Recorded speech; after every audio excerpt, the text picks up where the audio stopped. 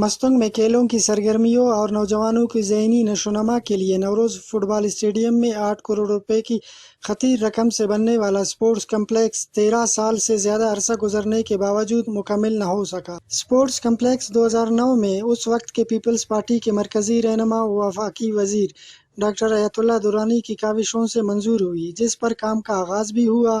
وفاقی اسکیم ہونے کی وجہ سے نامعلوم وجوہات کی بنا پر فنڈز کی بندش سے کئی سالوں سے کام رکا ہوا ہے اور 13 سال سے زیادہ عرصہ گزرنے کے باوجود پایہ تکمیل تک نہ پہنچ سکا۔ بدقسمتی سے اسپورٹس کمپلیکس تیار تو نہ ہو سکا، البتہ کمپلیکس کے چھت میں سوراخ بن کر کنڈرات میں تبدیل ہونے لگا اور بھوت بنگلے کی شکل اختیار کر گیا۔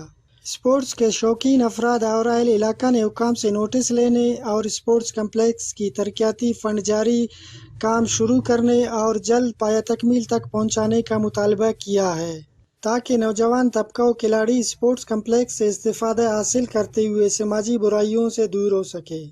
رپورٹ فیض درانی، ویش نیوز، مستنگ۔